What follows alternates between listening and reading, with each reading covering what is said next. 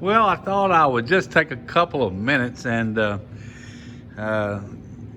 want to go through and just kind of talk about the airplane as a whole. You finished the airplane. What are some of the things that you may have questions about? This is the EX3, of course. Grizzly about to go to a new owner, and so I thought I would go through and just kind of talk about some of the things of the airplane. I'll probably do it in a couple of different videos so that you can look through it. But anyway, obviously this is the outside of the plane. You can see the kind of the window latches and how they were installed. One of the things I always do is I always kind of just push them open whenever I pull it open. You know, this is painted here and this is the plexiglass. So if you want to go snapping it up through here, you could eventually, you know, start to wear the edge of that paint a little bit. So when I open the windows, I generally just go ahead and, you know, open it up and then set it inside there. You see this metal clip here goes back up and, you know, catches the metal edge there, so it's not holding on the plexiglass, it's actually holding on that piece of metal there. So anyway, and of course this is adjustable.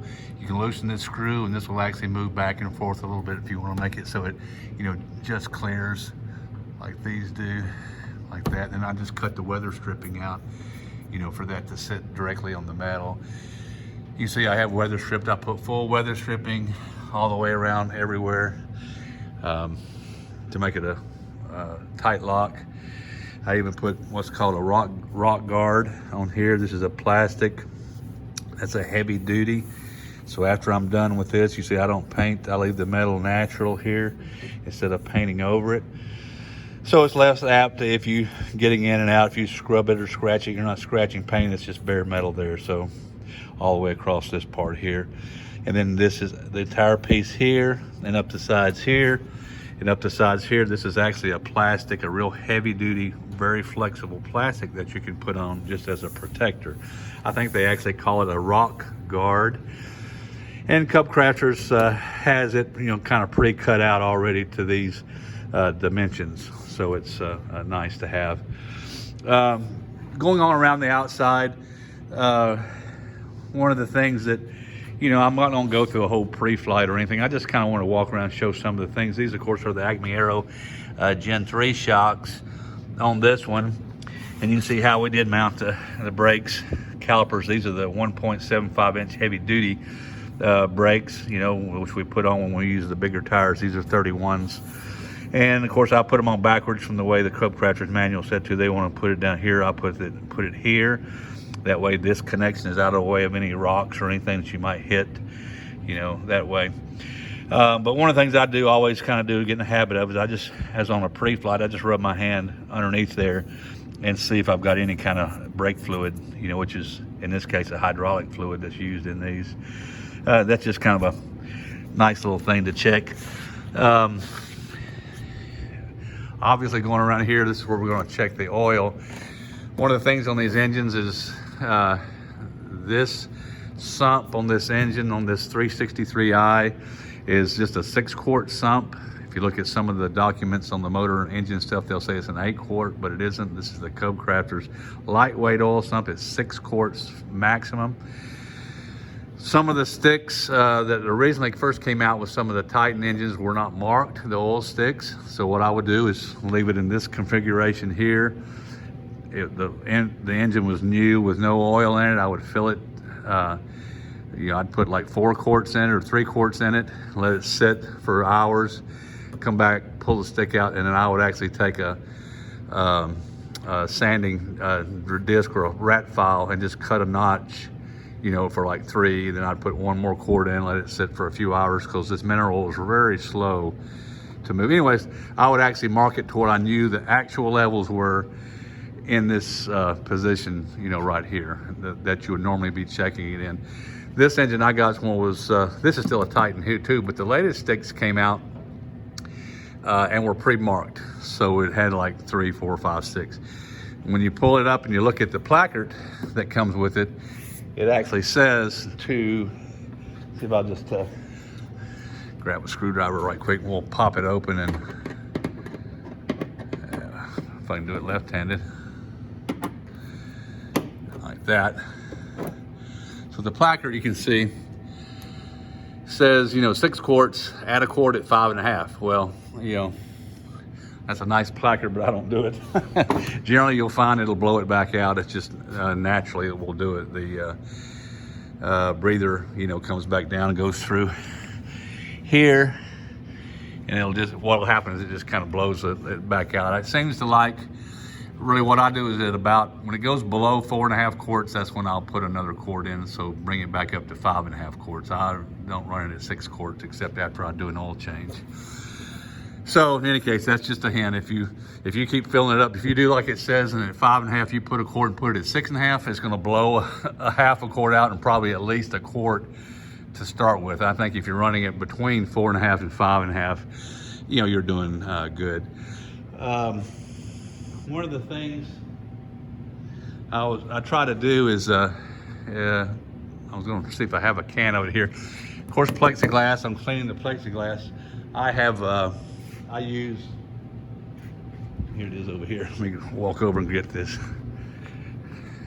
This is something that cup crafters kind of turn me on to. They use a lot of it. It's Zeps foaming glass cleaner. And you use it on anything. I use it in the paint booth before I paint stuff to clean stuff instead of, you know, cleaners and so forth. But this is really neat stuff because it's, like it says, it's foaming. It doesn't take much. It's not real wet. So if you take it, well, I'll just knock the top off too. It's kind of hard doing this stuff with one hand on my camera.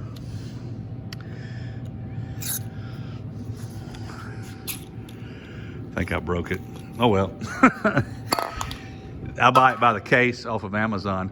But when you spray it, it makes a very nice, it hits, and instead of just getting wet and running everywhere, it kind of foams up. And so it's safe for acrylic. You call it a glass cleaner, but you'll read it, it is safe for acrylic. And it's really nice. After I fly, I just spray a very light mist of the foam over it. It foams up. And then, of course, I always use a clean micro terry cloth over the windshield. I don't do anything else with this. Then I'll use an old dirty rag like this, and I'll just run down the wingtips where the bugs got on it. I'll just spray a light spray. By the time I get to that end, I come back over here and then just wipe it off. It'll just dissolve those bugs off. Same thing on the, you know, the struts or the front of the gear or whatever. So anyway, that's really good stuff, that Zeps. And you can clean anything with it on the whole airplane. If you're painting, like I say, it's great to, you can see I've got a wing over here I've got painted up out of the paint booth that's over there. But as I do it, I'll always clean it with some of this Zeps. It dries quick, it's not real soaking wet. We're going around the plane, you know, this direction. I guess not a lot really to talk about here. Everything's pretty self-explanatory.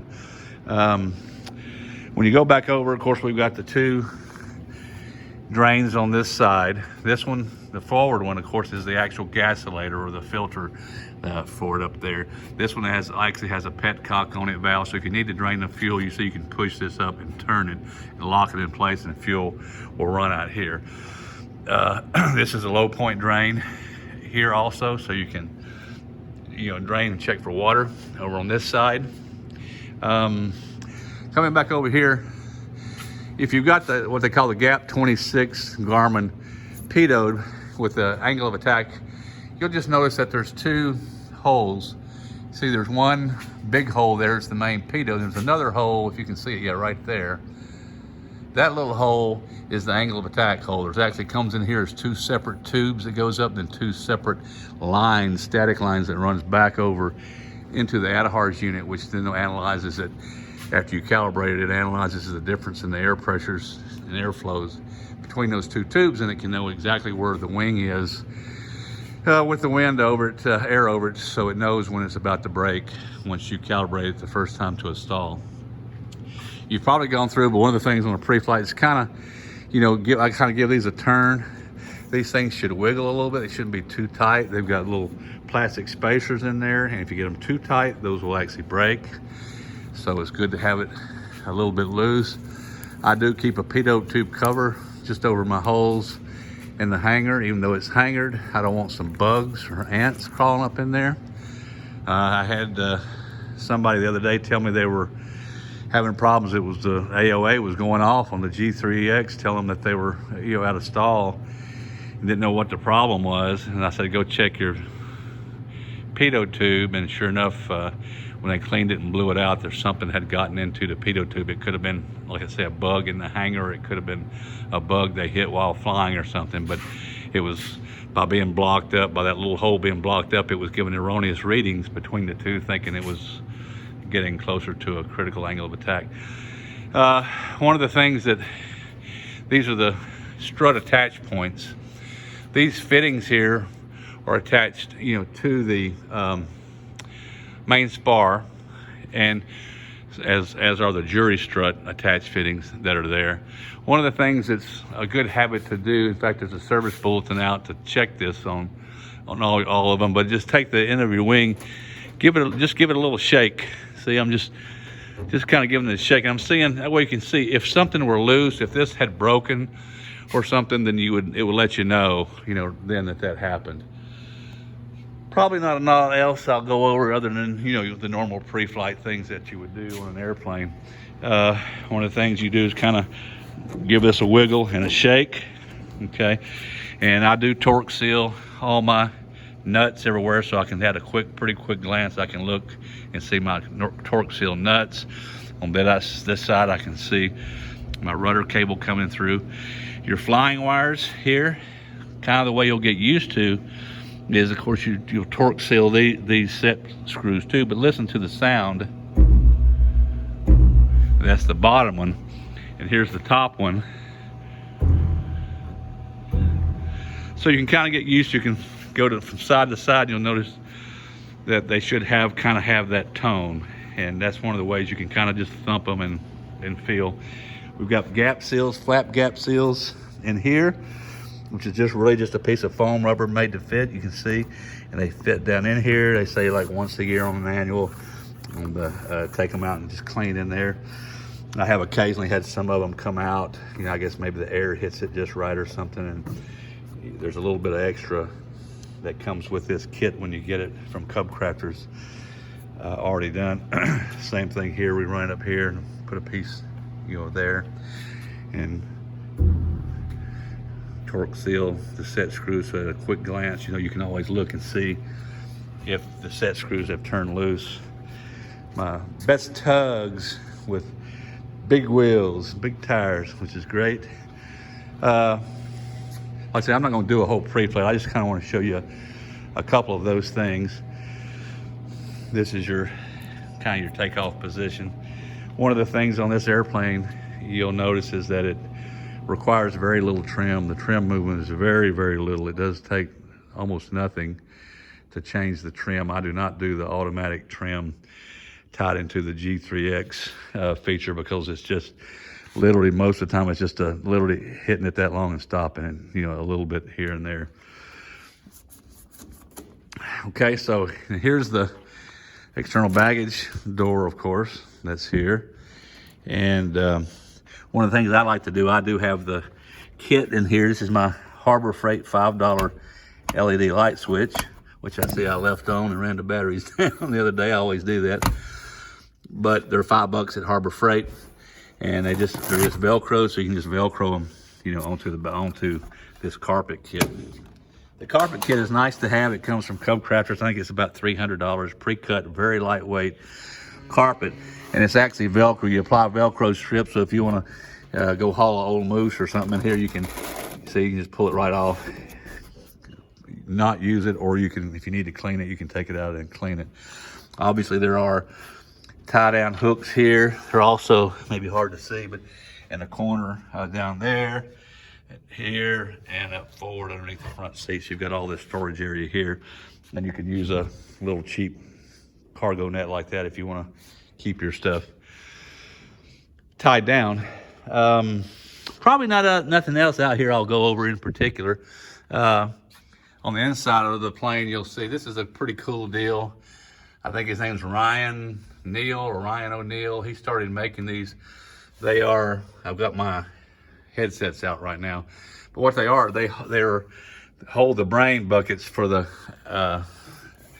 A20 headset, Bose headsets. So that brain, you know, the controller part, you can put it in here, you plug it in here, and your wires then are out of your brains out of the way, not dangling down here, knocking into things.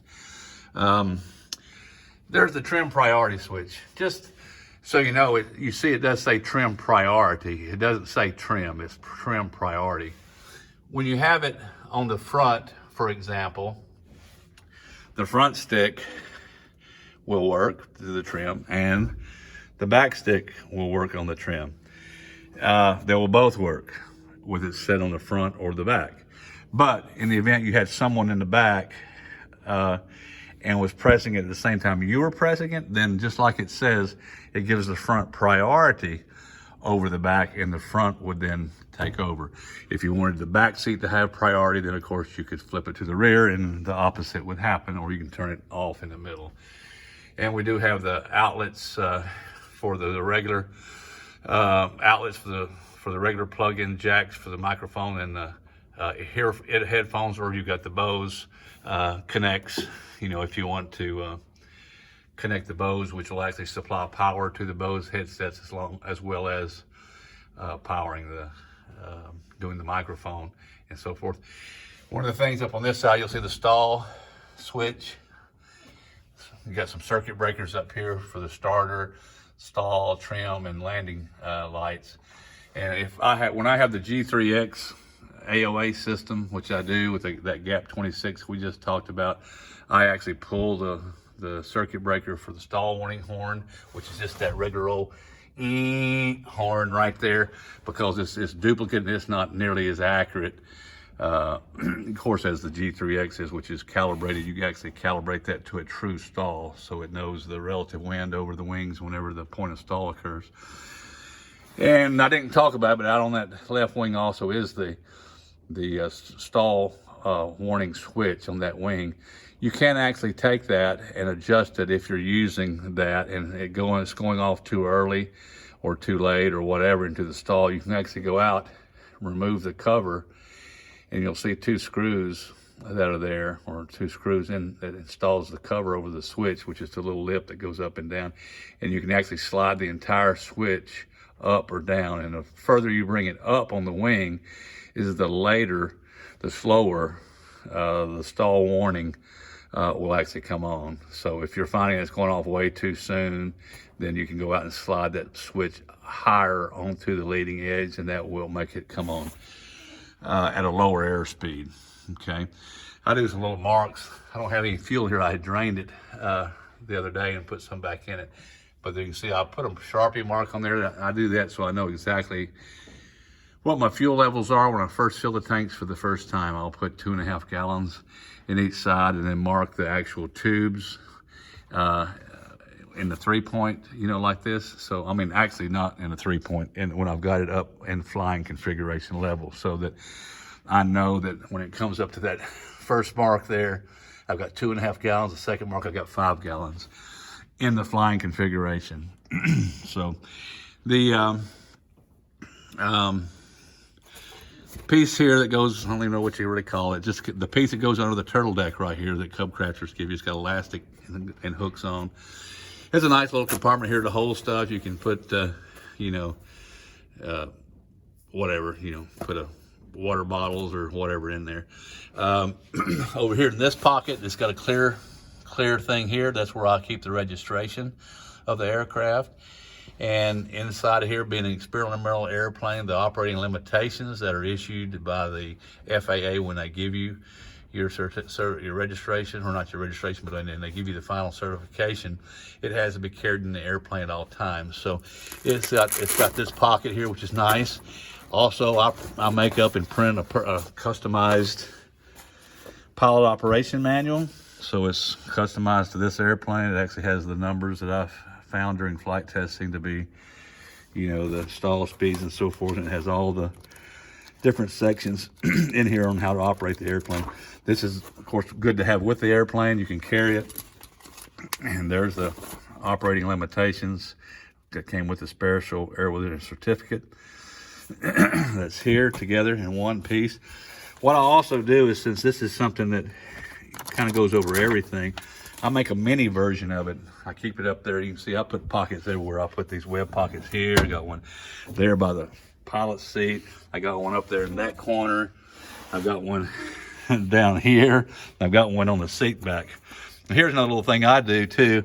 It's hard to see, but I take some Velcro and I take my fuel strainer and screwdriver, and I just have it that way. It just sits right up in that little cubby hole right here. You just put a little Velcro in and stick it, and you'll always have it. You get right there handy. But yeah, I take that and I make a smaller one that goes up there. If you can see it, there's a small bound one there, and that is a kind of the emergency procedures is what that is. So that's condensed down to just the ones that I would consider to be a in-flight emergency, you know, fire, you know, that sort of thing. So engine out procedures, something that you might need quickly to look at and review, and it's right there handy. You can see I also have a printed piece of paper, a couple of sheets there. That's just a normal, like, operating, you know, starting the engine and that sort of thing. So that's just kind of a quick something that you would use, you know, every day in flying the airplane. The seat itself here has two pins. It slides, the seat slides forward and back. I don't know if I can get down enough or not, or no. Yeah, you can see the holes there in this pin.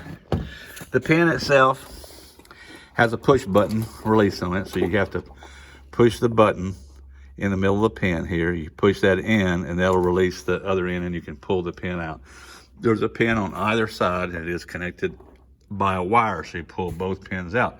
Now this seat does not sit all the way down on the base. When you put it to go correctly into these holes and mounts into the metal on the seat, it actually has to come up so it keeps it off. It's not sitting on the composite seat back and battery holder and so forth here. So when you notice, when you slide it, the front part slides, it's actually bolted into a slot. So the front part, you don't have to do anything to it. It will slide up and down. The back part is what locks it into position. So pull the pins, slide it to where you want it, and then you'll have to hold the seat back up. You'll figure it out. Just kind of get the hole close to it and wiggle. Just take the seat and wiggle it up and down and kind of forward and back till you find the hole in the seat and stick them both through.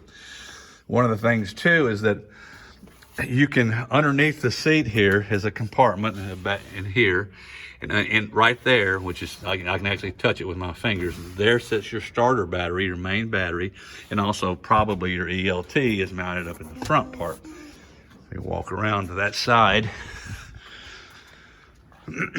I'll see if I can get up in there, but you'll see probably see some of the antenna cable coming out.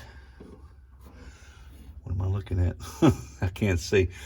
Anyway, there's coming out the front of the seat right there. It's open, and the emergency locator transmitter, the ELT coax, comes out from under the seat and goes over and connects into the ELT, which when you go under the seat, you can see that.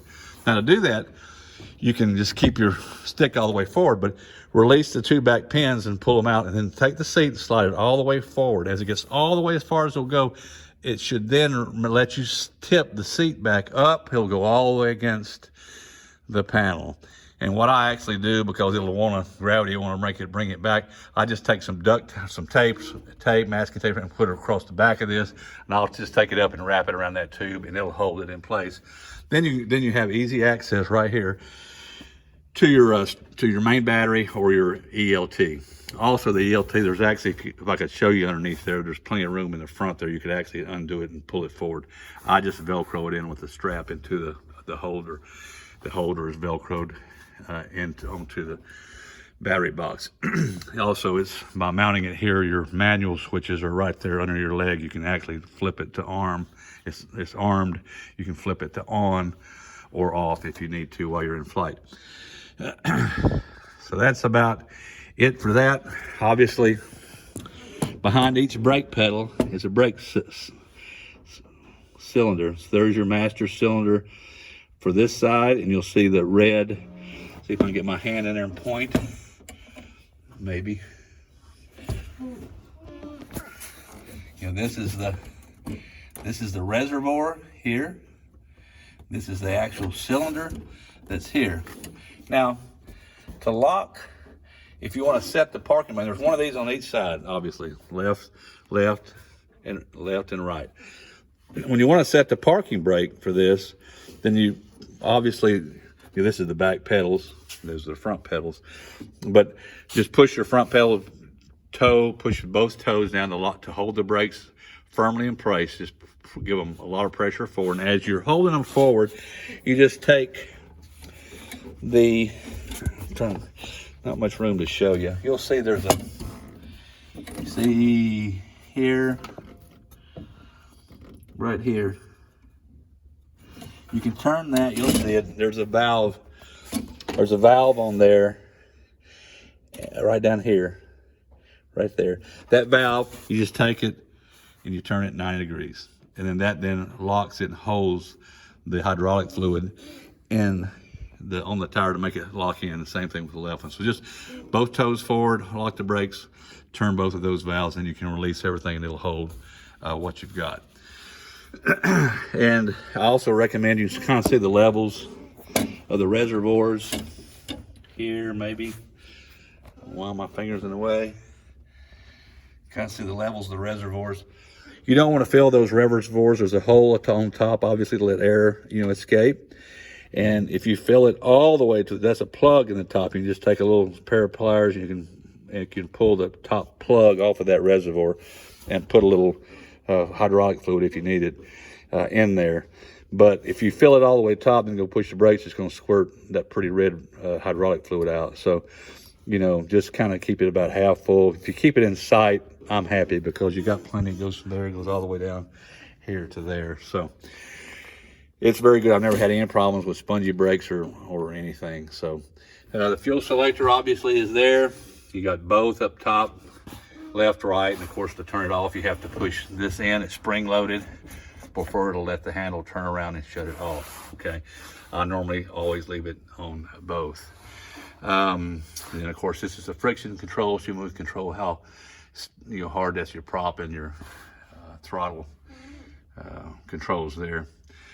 This here is a charger, phone charger, and a whole magnetic holder. I've actually got the ring, the little metal ring. Anyway, you can take it, and now I have just routed it around, and it comes over to here is our auxiliary jack. In the auxiliary jack, I've just taken, instead of paying a lot of money for USB plugs, I just use this nice one from Sporty's, and it's got two different levels of USB, so you can plug another one in if you want.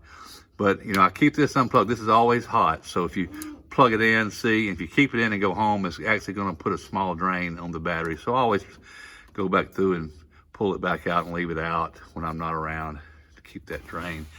This particular aircraft has a 345R transponder, and with the ADSB in and out, and that transponder actually stores and keeps in memory and holds it in memory, which is a little bit of power, your current GPS location. So when you fire it back up, it's quick relocating it. So it's going to have a small drain through that on the EX3, FX3 all the time, even with your switches and everything off. So you will have a small little drain from that. If you leave that on, you'll have a little more of a drain.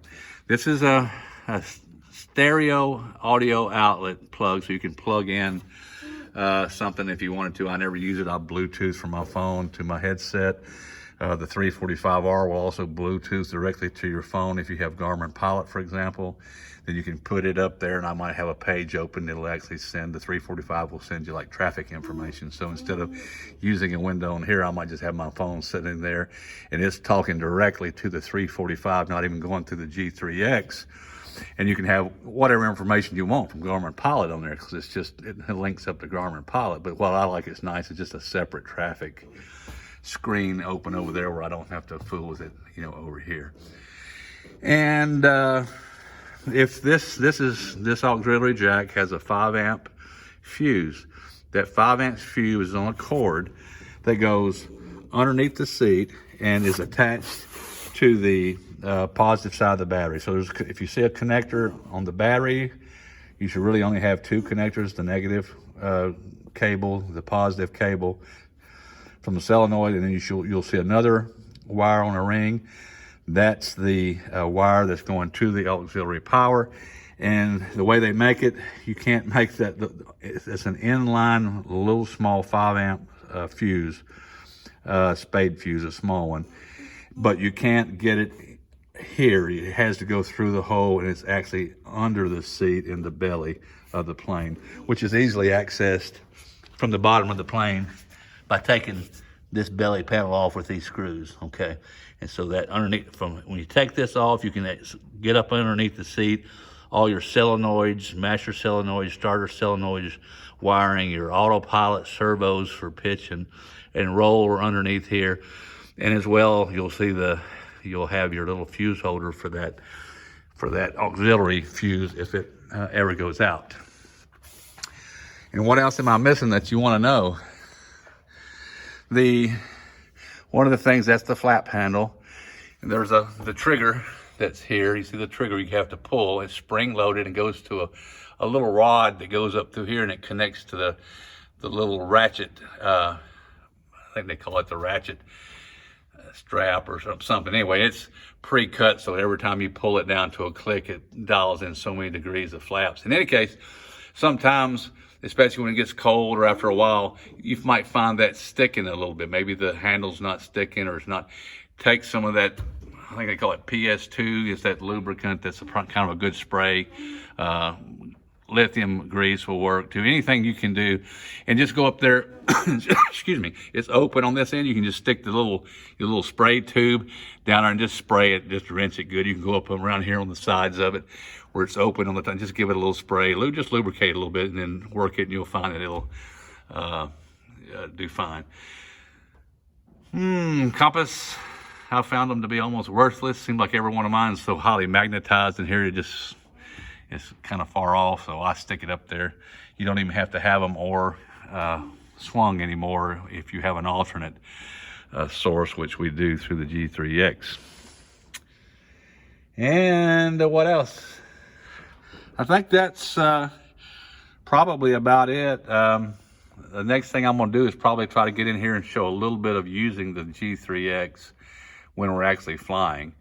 Of course, this is a cabin heat, which will actually bring heat in a separate duct box, which is on the outside of the firewall right here, and it'll bring heat to the pilot only. This airplane with a new heat muff system and everything they've got in it is awesome. Very seldom have I ever had this out. I might open it up to get warm, but it goes right back down to the first notch usually, because you stay plenty warm. What's kind of fun is that, we've got the back vents now. So that was really cool, that are built in. These are actually carbon fiber ducts that are built in the back side of this panel. They go back up and connect through a piece of scat tubing there into the boxes that control it. And then you can actually control the vents back here too, so the passenger in the back can control how much air they want coming out the bottom or the top by just spinning those vents and opening them up as much as they want. Also, it's controlled from here. So you've got two things here to pull. You've got auxiliary, pull hot. That means that when you pull this one, you're going to send heat to a separate box back up on the firewall here that comes in, and then it splits.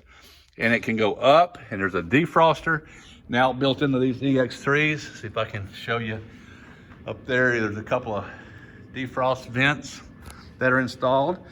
So when you pull this right here out, it's going to release the heat from the engine coming in through the box, and it comes here, and then it's going to send it. If you just pull this one, it's going to send heat. It's going to go to the defroster. It's going to go in and go to the back vents. Now, if you want some or all of that to go to the defroster up here, then you take that and just pull however much you want. If you pull it full back, it's full defroster. So anywhere in between. And what's nice about that is that you can turn it completely off for your rear passenger. But if it is cold, then what I do is I put just a minimum amount of floor heat, because I've actually flown before, and you stay kind of warm down here and your feet get hot, and then up here at the top, your upper body gets a little cooler. So what I'll do is turn the defroster and just give it a little bit of defrost, pull just a little bit of heat out and a little bit of defrost, and run a little heat up this way. So it's, bringing heat out the top part of the aircraft, and that brings it down the bottom. I'm always very careful to try to seal them all up. You can see the different kinds of de-weather stripping I use. I seal the airplane up good. There's foam seal insulation everywhere around these windows on the edge. Different levels, different sizes. I get inside and I look and see if I can see air anywhere. And I see if I can feel air anywhere, and seal those holes up. So you can seal this plane up really nice, and it keeps you a lot of really good heat. It works very, very well. And I'll go ahead and talk a little bit about starting this fuel injected engine. Here on this video, here we've got an auxiliary fuel pump. So the fuel pump on this engine, the 363i from Cub Crafters, has a manual, a mechanical fuel pump installed on the engine back here. So it's actually mechanically working off the engine, and that's what primarily runs the engine. The backup auxiliary fuel pump is just that. It's a backup, and we only turn it on to start the airplane if we need to prime it, basically, or we turn it on usually on takeoffs and landings. So just in case you had a failure of the mechanical pump, you know, on takeoff or on a landing, and then you might need to go around, it's sitting there giving you backup fuel pump. So to start the plane, it's a really good easy going engine. You don't really have many problems with it at all. If it's cold, if it's a cold engine, and this is in the checklist that you should have with it. So if it's a cold engine, you haven't started, and I've found if it's cold, you know, a couple days, then what you do is you, of course, turn the master switch on.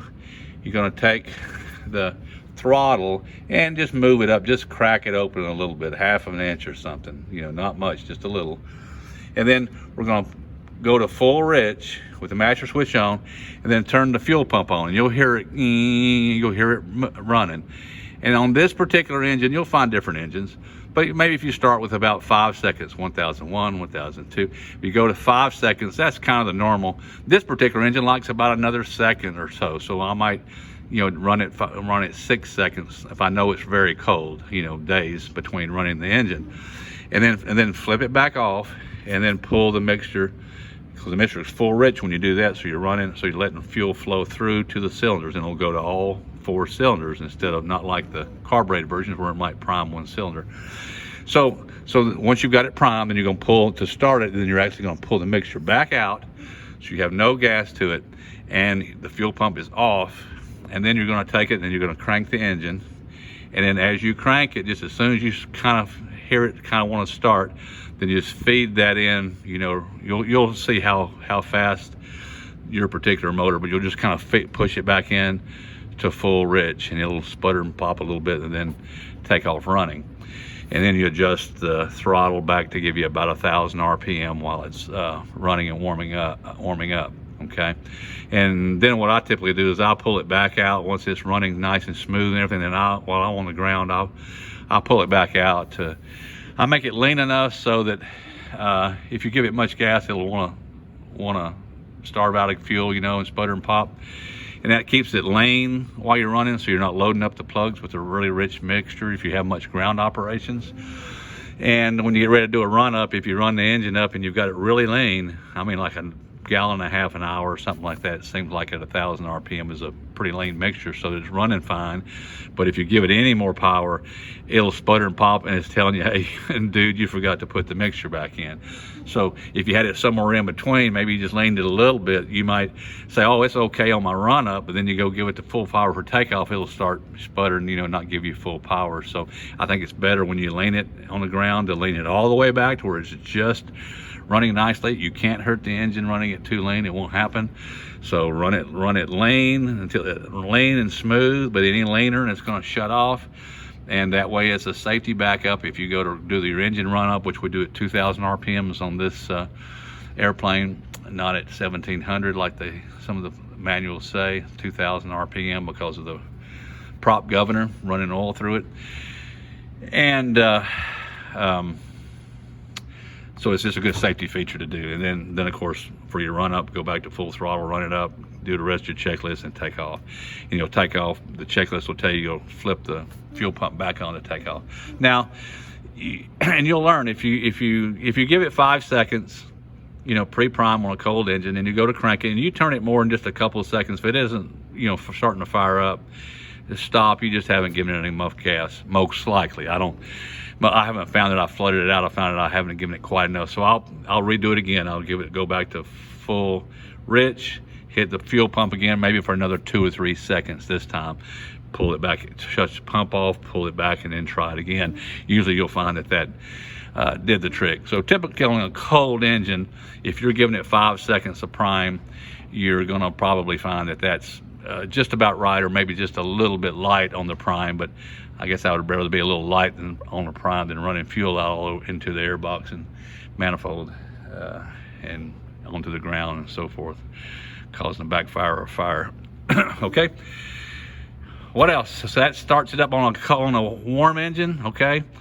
Everything's the same, except we're going to bypass. We're not going to use the fuel pump. We're not going to prime it in any way with it. Okay. So, and you'll just learn from your engine, you know, how long that is. If you stop to get fuel, you know, and you go in and get fuel, go to the bathroom, talk to the guy a little bit, go back out and get it in your plane or whatever, you're not going to need to prime it with the fuel pump again. Okay. The way you'll start it is leave this off. You're going to do the same thing. You're just going to have the mixture completely off. You'll take your throttle again and you'll just crack it just a slight little bit. I mean, maybe a 1/4 of an inch, just crack it off the bottom a little bit, and then have your hand on the mixture. Go ahead and turn your switch and start cranking it. And then as soon as it catches, which will be within just a second or two, it won't take many spins, it'll start to catch it, then feed it the fuel, feed it back to full rich again. When it runs smooth, bring it back out and lean it out. The stick, I'll talk a little bit about the stick on the EX3. It's pretty cool. It's even shaped at an angle, which is nice, you can see. So instead of being straight ahead, it actually turns it more so your wrist. It's got a slight angle, which is nice. This is the trim button. You know, basically it's just, you go forward and back. And again, this trim does not need much. You'll find, you know, there's an option in the G3X to tie the Autopilot to the trim, and I just don't think there's any need to it. I've heard they've had some problems with it. Plus, you just don't need it. It's literally, when this airplane is set for takeoff trim, you know, in the middle, which can be whatever your preference is and how you like to take off. Some people like to put full trim one way or the other and to land or take off for shorter distances. But if you've got it neutral and you take off and you fly, I mean, you might literally maybe that much, maybe that much again, or maybe that much again. I mean, you're not going ying, ying, ying, ying, ying, waiting for something to move. That's not going to happen. So literally it takes a very small little use of the trim, pretty much, you know, something like that if I'm feeling it. If you're coming into land and you're going and putting your flaps down, you know, so you're changing the attitude quite a bit, you'll find that you might need, you know, to put a little more trim obviously in to change because of the attitude the flaps caused. But even then it's not going to be but maybe 2 seconds. Also, as you're flying with the Autopilot on and you got the altitude hold on it, and this is a light aircraft, of course, and you're flying along, you get some bumps or a little updrafts or downdrafts if you're below the clouds or, you know, going over different terrain or whatever. But if you're getting a little updraft, the servos, which are underneath the seat, the servos sense the torque that's required, you know, to hold the altitude.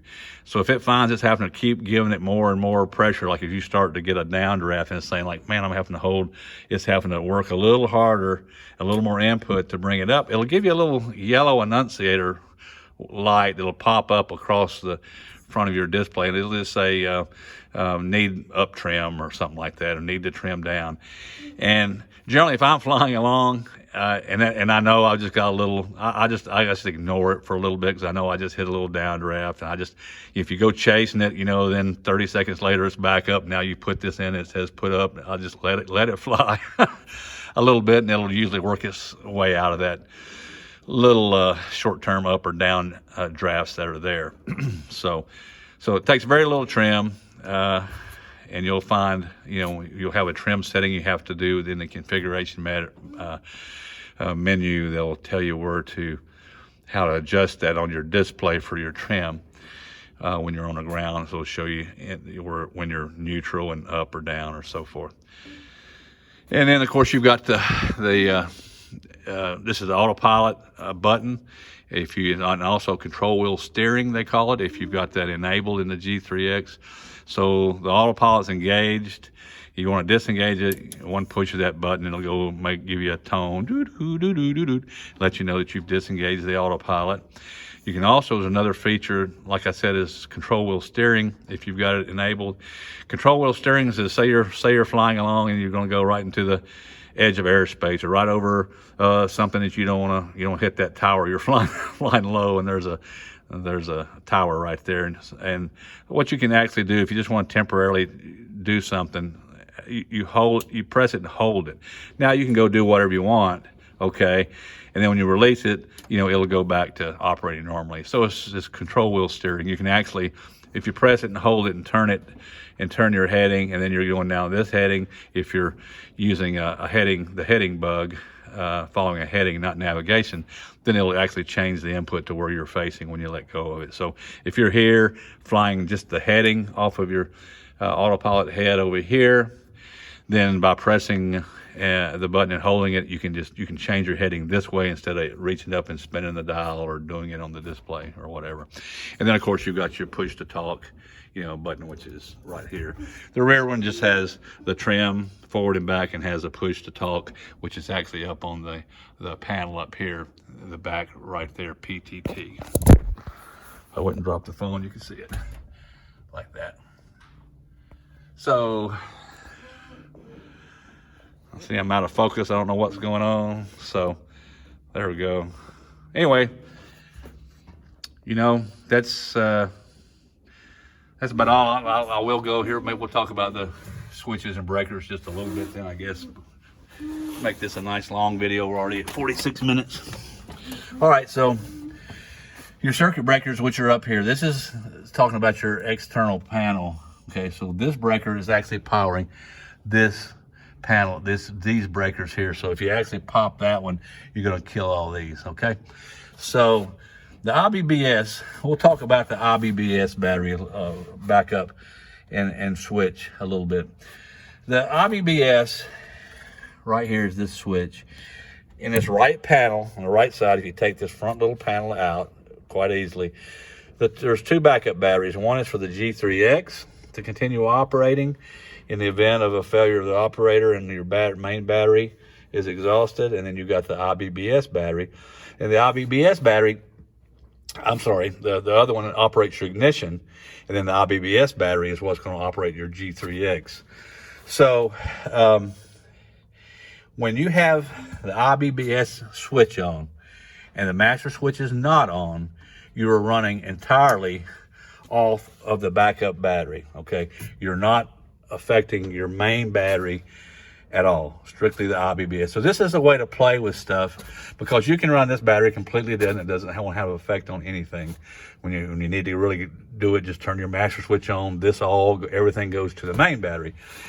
With the master switch on and the IBBS switch on and the IBBS circuit breaker in, then it will charge the IBBS backup battery. Okay, so to charge the backup battery, the master switch has to be on and you have to have this circuit breaker pressed in, and then it will charge.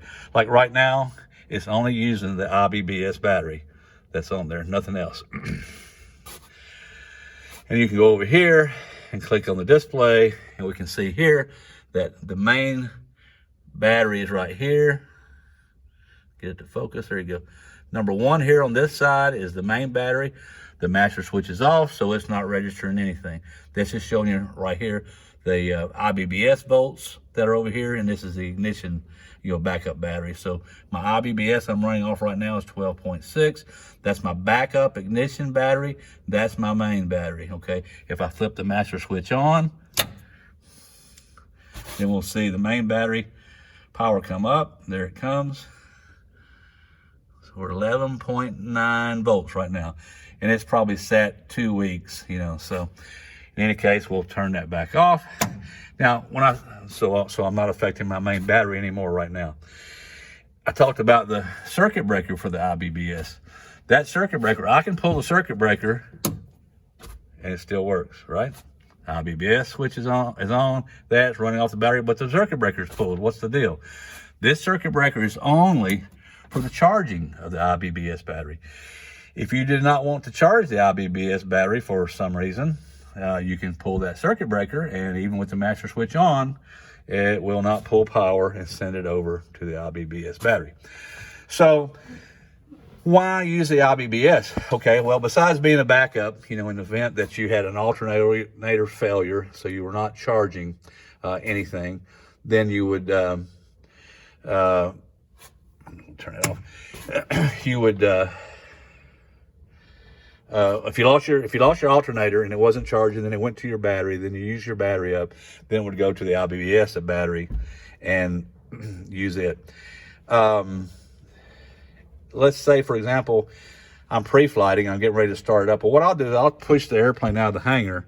And as soon as I get it pushed out, while I'm unhooking it and getting ready and doing a pre-flight, I'll just go ahead and flip the IBBS switch up. The G3X does take, I don't know, a minute maybe, 30, 45 minutes, seconds to a minute for everything to come on. It aligns the ADAHRs every time. So, and it's just running off the IBBS battery. So I go ahead and do my outside pre-flight if I haven't done it already, or whatever, get into the aircraft, get situated, get ready to do the engine start, and everything's fired up and it's sitting there ready to go. Then you can flip the master switch and go ahead and do your engine start and go from there. Also, it's nice if you're just going to go, if you're making a short stop, say for a refuel somewhere, then I'll shut everything down, the master down and avionics and everything, and obviously the switch, off, and then, but leave the IBBS battery up. And I do that, so then it's just fired up. Make your payment, go to the bathroom, get you some water, BS with the guys there working, come back in, get in the plane. It's all ready to go, start it up, fire it up, and leave. So, if you're just going to make a 15, 20, 30-minute stop, I just leave the IBBS battery on. If I'm going to be longer, no big deal. If you forget about it and it runs dead, no big deal. It's not going to affect anything of the operations. You'll just go ahead and go to your master. It'll fire up as long as your circuit breaker's in. Then while you're running, the alternator is going to recharge the backup battery, and away you go. So anyhow, that's kind of it.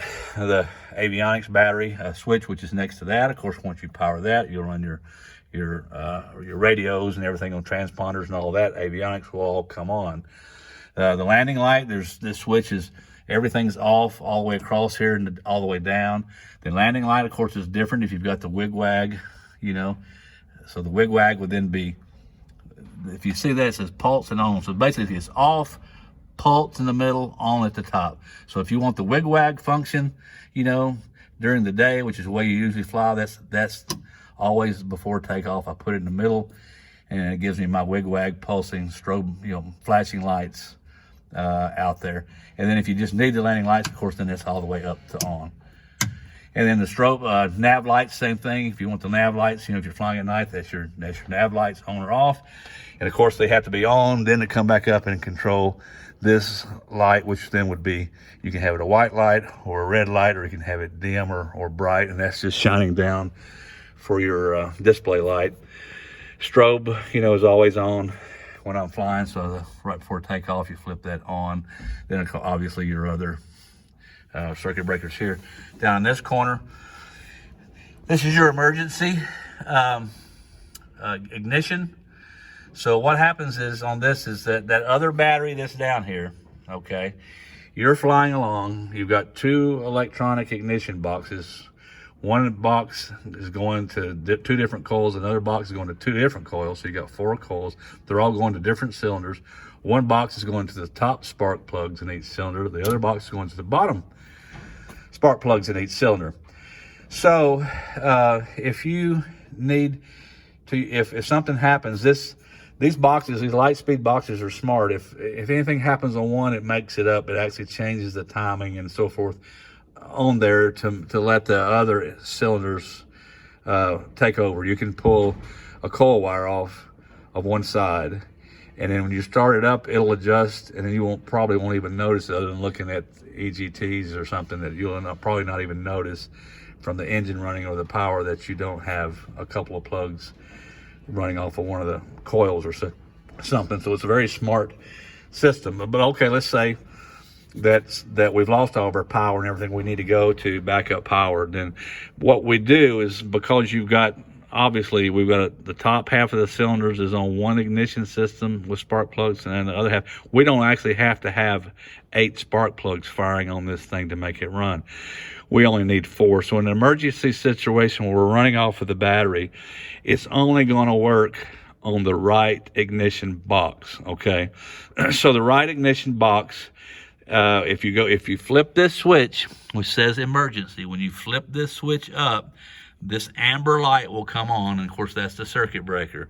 This is something in pre-flight, in the run-up, that you'll want to check when you do your mag checks. You'll go to left, and see your RPM drop, and when I do the run-up, I also have my engine monitoring screen up, and I'm watching all 4 cylinders, and I'm watching my EGTs, because that's immediately changes.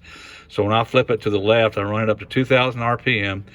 I flip the switch to the left, and then what I'm looking at, because the electronic ignition, you don't get, like a magneto where it'll show a drop. It'll actually probably will not change at all.